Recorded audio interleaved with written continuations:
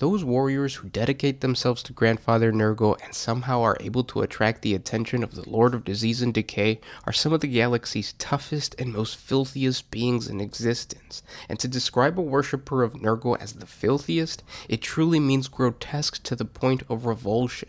Now we all know that each Chaos God has their own vanguard of warriors that lead their demonic legions into battle. Most of the time, these champions are former Space Marine battle brothers whose superhuman bodies are manipulated by the ruinous powers to create godlike soldiers capable of going toe-to-toe with some of the greatest demons of the warp. The champions of Nurgle, however, take their potency to a whole new level, as their god turns them into the embodiment of disease and decay. Little more than moving sacks of rotting flesh and bacteria, these great warriors are immune to the damage that would normally kill a Space Marine. They proudly serve the Plague Lord Nurgle and ensure that every planet they invade feels the terror of inescapable plague and then the blessings and the embrace of Grandfather Nurgle. And with that said, I hope you guys are enjoying Nurgle's November. Please subscribe to the channel if you guys want to get more Nurgle lore, but let's get into Nurgle's champion. Relatively few of those who receive Nurgle's glorious blessings distinguish themselves as much more than a tiny but welcome maggot, doing their part to eat away at the rotting corpse that is the decaying universe. Those who do manage to stand out from the smelly and disgusting lot of Nurgle worshippers will most always receive the most mutations. These 6 souls will exemplify the ruling principles of Nurgle's philosophy, and thus emulate his grand and corrupted form at a level that leaves no doubt as to which of the ruinous powers has claimed their souls. These are the Plague Father's mortal champions, and it is through their foul deeds that many of the greatest accomplishments of Nurgle's plan are achieved. Every hive planet struck with a pandemic-level pathogen that murders the vast majority of the population, or every agri-world polluted with crop-killing plagues, is orchestrated by one of Nurgle's great champions. So often these champions take on an appearance not unlike that of their dark patron. This is not unusual for minions of the Plague Father. Great Unclean Ones, for example, the greatest of Nurgle's champions, are said to be small, though massive in their own right, versions of Nurgle himself. And in turn, their excreted offspring, the Nurglings, look like miniature replicas of the Great Unclean Ones that gave them life. Likewise, mortal champions become bloated, stinking, leaking collections of rotten flesh, exposed entrails, necrotic sores, and all manner of foulness. They are surrounded by clouds of flies and followed by Nurglings that splash about in the slime trails that spread out behind them to mark their passing. Entire polluted ecosystems encompass the champions of Nurgle. Wherever they step foot, viruses and bacteria will flourish. Unlike the minions of the other Chaos Gods, champions of Nurgle do not hesitate to pursue enemies into the most dank, disgusting, and polluted places. There is no cesspool or sewer noxious enough to deter Nurgle's followers. Not even quarantine plague zones are off-limit to these grotesque monsters. This terrifying reality makes the champions of Nurgle some of the most resilient warriors of the entire galaxy.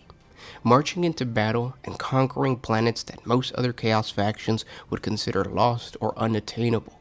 Once a champion of Nurgle has a scent for his foe, no amount of stink can throw him off. This determination that is part of Nurgle's lessons serves this champion well, as they do whatever needs to be done to serve their lord. Champions of Nurgle will swim through pools of flesh-melting acid, fly through clouds of lung-collapsing fumes, march over the rotting corpses of their fallen brethren, all to make sure that their Plague Lord's blessings can be shared.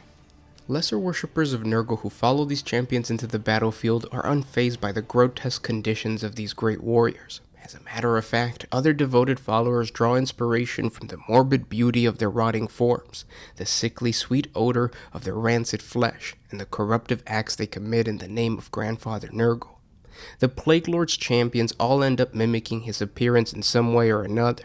Curiously enough, some of these champions were drawn to the worship of Nurgle because they started out life bearing some passing resemblance to him. The simple fact that a child was born with some abnormality, like an exposed organ or even whooping cough, is enough to draw the kind attention of the Great Unclean One. However, Nurgle is more than form. He is also a philosophy. Most mortal champions and many lesser followers end up thinking like he does, though in a limited fashion due to the constraints of mortal minds. But it is the demonic champions that know their father's thoughts the best. These demon champions of Nurgle are the nearest to their god than any mortal, and more closely involved to his plans than any other demonic servant. But the beauty of the society that Nurgle cultivates is that there's little place for jealousy or scheming in the gardens of Nurgle or any of his domains. And his champions know this. Though they wish for nothing more than to be one with the Plague Father, they also know that they will never be as close to him as the great unclean ones, the greater demons of Nurgle.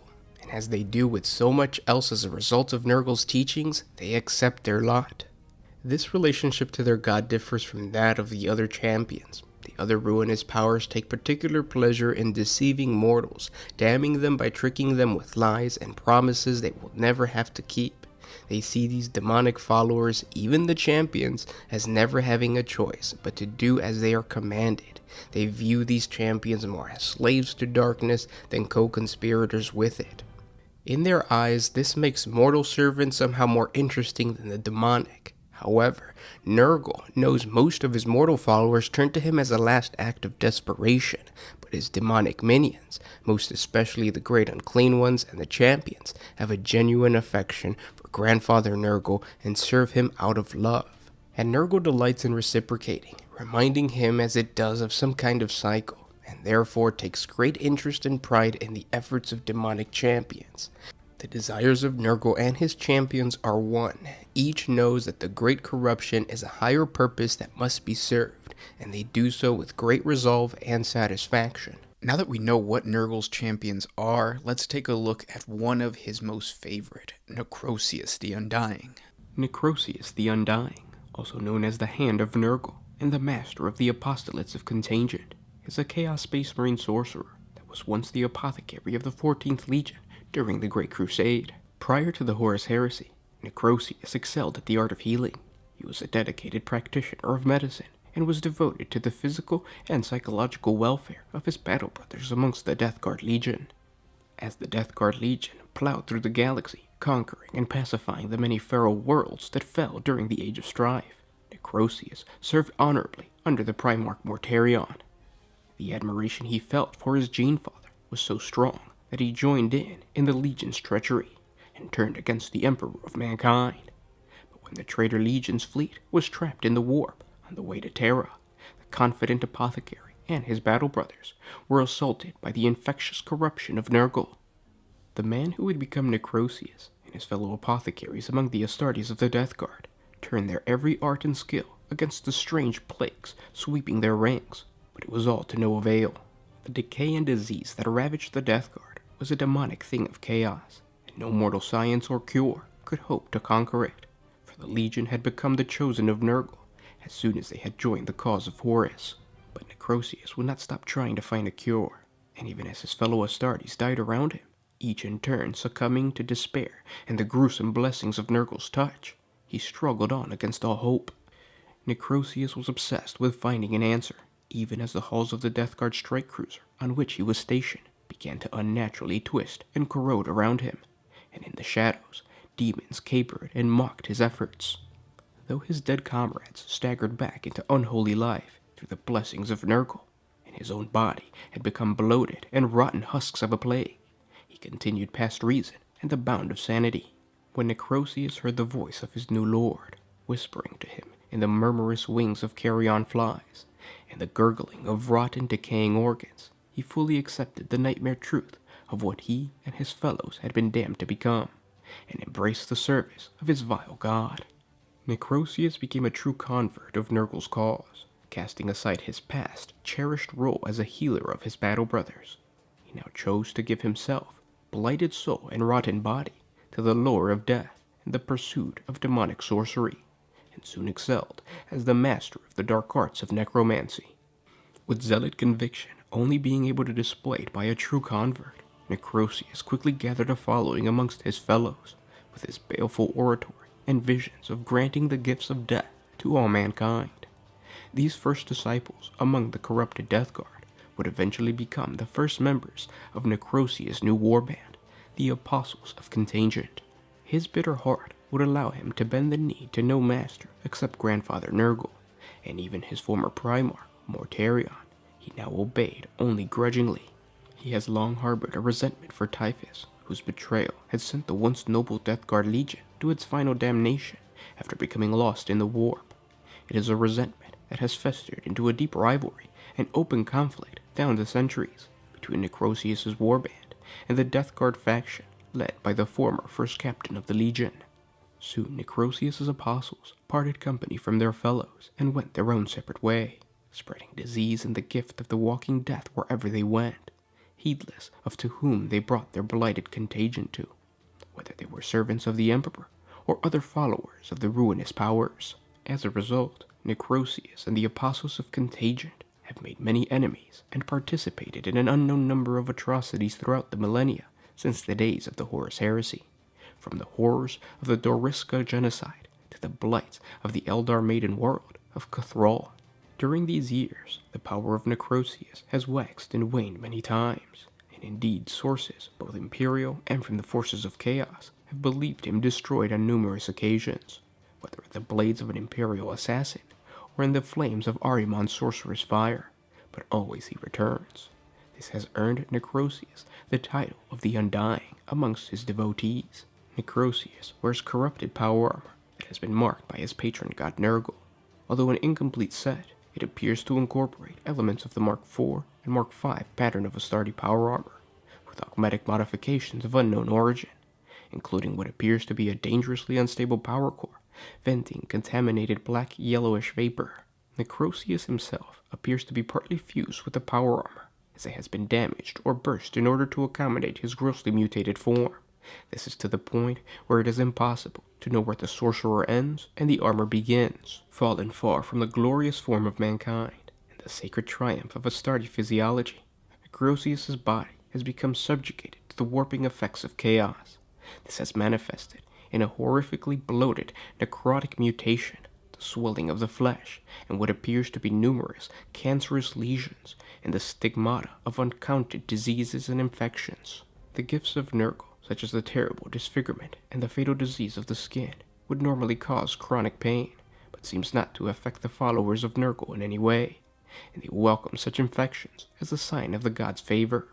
Despite its seemingly decayed and rotting state, Necrosius' body appears able to shrug off extremely serious injuries, with unconfirmed reports of his flesh almost instantaneously healing the damage done by lasfire and bolter rounds. In addition, the sorcerer appears to be able to withstand any degree of ambient pollution, including the deadly toxins and gases employed by his own side, without additional form of protection.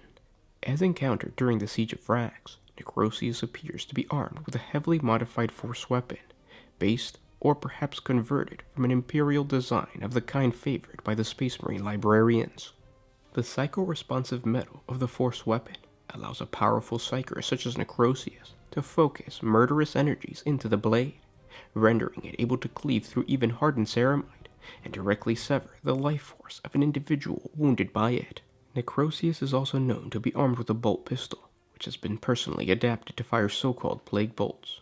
The warheads of each bolt are converted to contain biological warfare agents, which are scattered when the bolt explodes. These are believed to be adaptations of the Psyker's own invention. Like many devotees of the Plague Lord, Necrosius also employs blight grenades, highly effective improvised grenades made from the heads of a conquered enemy and filled with infectious blood, pus, acid, and other putrid creations. The resulting missile will burst upon impact, the internal pressure throwing out the infectious liquids and gases in all directions. Being one of the most powerful and favored servants of Nurgle, Necrosius is attended by tiny, impish lesser demons of Nurgle, known as Nurglings. These vicious creatures attack in swarms that bite and claw with infected fangs. Their festering bites quickly make a minor wound turn dangerously gangrenous.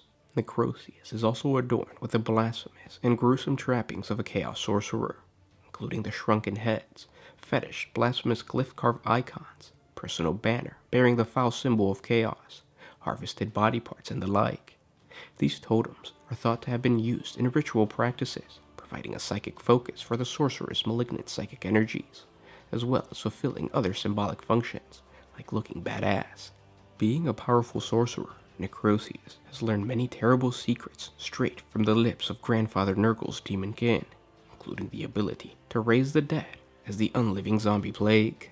And that's the lore on Nurgle's champion. I hope you guys are enjoying the content for this Nurgle's November. Don't forget to subscribe, and we'll talk tomorrow. This was Gersh1 with One Mind Syndicate signing out.